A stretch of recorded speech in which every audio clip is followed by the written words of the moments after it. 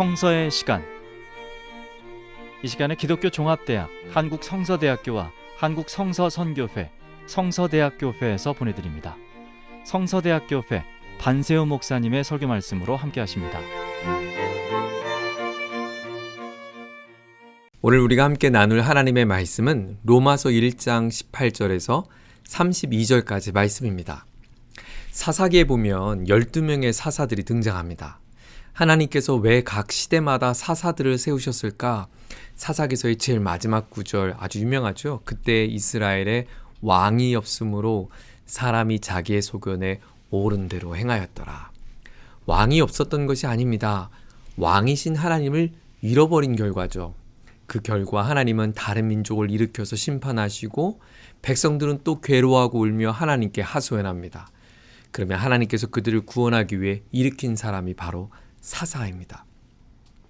여러분, 성경이 이렇게 반복되는 사사들의 이야기를 숨김없이 밝혔던 이유가 무엇이었냐면 바로 반복되는 타락과 넘어짐에 처한 인간에게 진정한 사사가 필요하다는 것입니다. 바로 그와 같은 모습이 너다, 나다, 바로 우리다 라고 성경은 말씀한 거죠. 그래서 하나님 우리에게 완전한 구원을 위한 사사를 보내셨습니다. 누구인가요? 네, 예수님이십니다.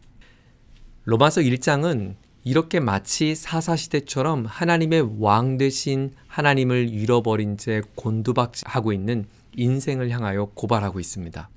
인간의 불행에 대한 이유를 소개해요. 인간의 비극, 인간의 슬픔의 근원, 그것은 어디였는가? 하나님을 떠난 실상이란 것이에요.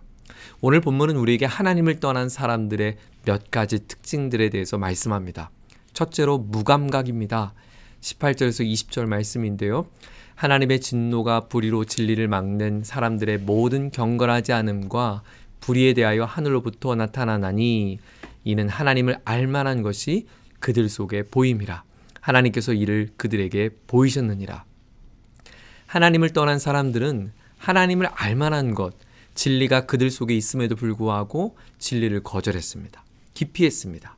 고의적으로 거절한 것입니다. 마치 하늘에 빛나는 별이 있는데 눈을 감고 별이 없다고 말하는 것과 같은 거죠.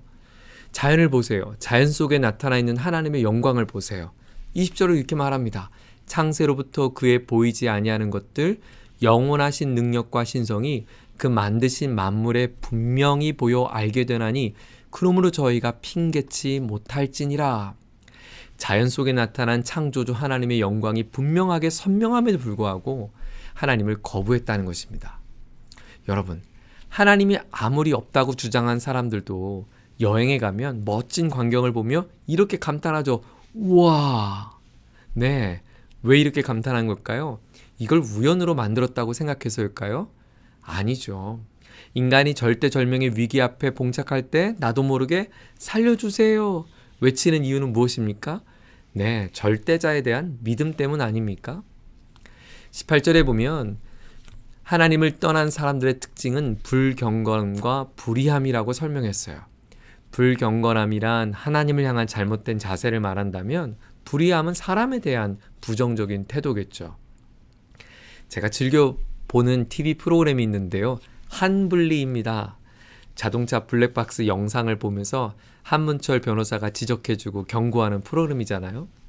그런데 사고를 내는 대부분의 경우는 언제였는가? 경각심이 무너진 사람들이었어요. 조심성이 사라진 거죠. 아니란 마음, 나 하나쯤이야 하는 그 이기적인 마음, 타인에 대한 마음이 무뎌진 것입니다. 네, 그것이 서로에게 어려움을 주었다는 거예요. 불경건함과 불의함, 하나님을 떠난 사람들의 첫 번째 모습입니다.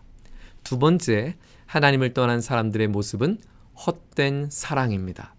21절에서 23절까지 증언합니다. 하나님을 알되 하나님을 영화롭게도 아니하며 감사하지도 않고 오히려 생각이 허망하여지며 미련한 마음이 어두워졌나니. 여러분, 무감각하니까요. 분별력을 잃어버리고 분별력을 잃어버리니까 엉뚱한 것을 쫓아가는 것입니다. 썩어지지 아니하는 하나님의 영광을 썩어질 사람과 새와 짐승과 기어다니는 동물의 모양의 우상으로 바꾸었느니라. 23절은 우리에게 고발합니다. 우상 숭배가 무엇입니까? 돌덩어리 갖다 놓고 신이라고 생각하는 거잖아요. 물을 떠놓고 손금이 사라지도록 비는 것 아닙니까?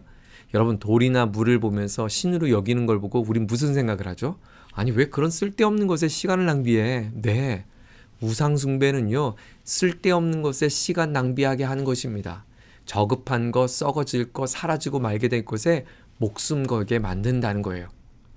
영광스러운 하나님의 아름다운 일들을 꿈꾸는 것이 아니라 아무것도 아닌 일인데 내 마음을 쓰는 거죠. 가치를 바꾸는 거예요. 가정이 소중한 가치인데 내 욕망으로 바뀌는 거예요. 중독으로 바뀌는 거예요. 하나됨이 중요한 가치인데 분열로 이기심으로 바꾸는 거예요. 용서가 중요한 가치인데 내 억울함으로 바꾸는 거예요.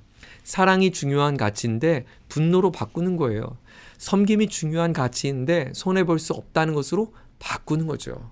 하나님을 떠난 사람들의 특징입니다. 세 번째, 하나님을 떠난 사람들의 특징은 기준을 잃어버린 것입니다. 오늘 본문 24절부터 27절까지인데요. 그러므로 하나님께서 그들의 마음의 정욕대로 더러움에 내버려 두사 그들의 몸을 서로 욕되게 하셨으니, 하나님의 진노가 내버려 두심이라고 말합니다. 어떻게 해요? 내가 하고 싶은 대로, 살고 싶은 대로, 느끼고 있는 대로 내버려 뒀다는 거예요. 여러분 생각해 보세요. 부모가 자녀를 가장 사랑하지 못한 모습이 여러분 뭐라고 생각하세요? 방치하는 것 아닙니까? 정말 나쁜 부모입니다. 심지어 신앙을 떠나 살아가는 자녀들을 방치한다? 병들어 아파하는데 병원에 빨리 데려가야겠죠. 사람은 본질상 아주 심각한 죄인입니다. 멀리 볼 것도 없어요. 내 자신을 보면 알아요. 도스토옙스키가 이런 유명한 말을 했다고 합니다. 만약 신이 참으로 존재하지 않는다고 사람들이 확신한다면 사람들은 못할 일이 없다.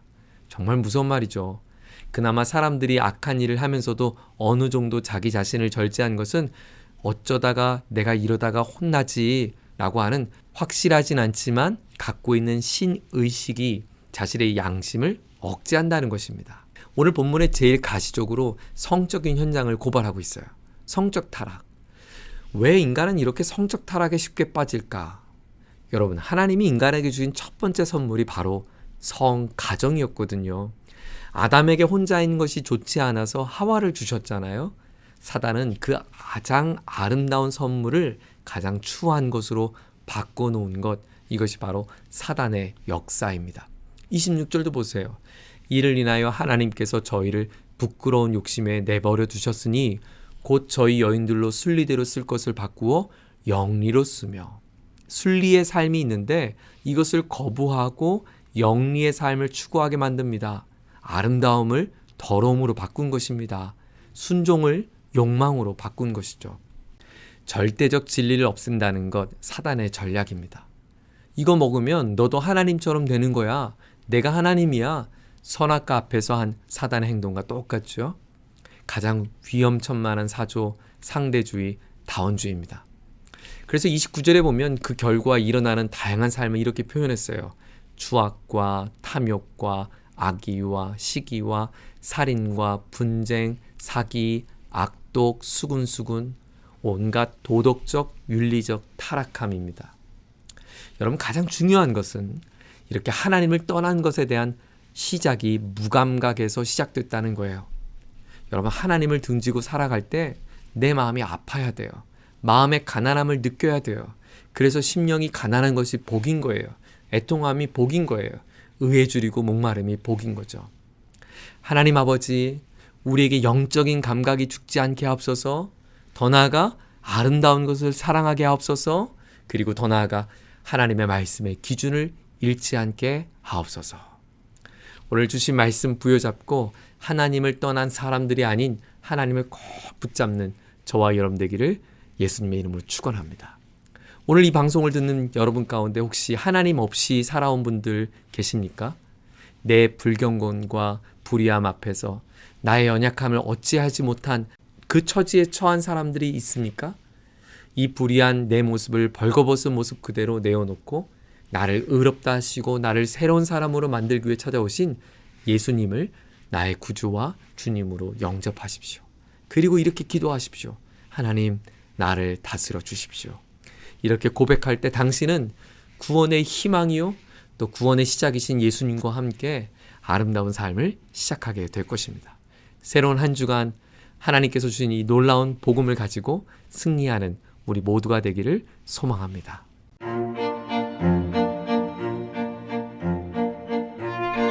성서의 시간, 지금까지 성서대학교회 반세우 목사님의 설교 말씀으로 함께 하셨습니다. 이 방송 들으시고 신앙생활에 도움받기 원하시는 분은 서울전화 02-936국에 9559번 936-9559번 성서대학교회로 연락하시기 바랍니다.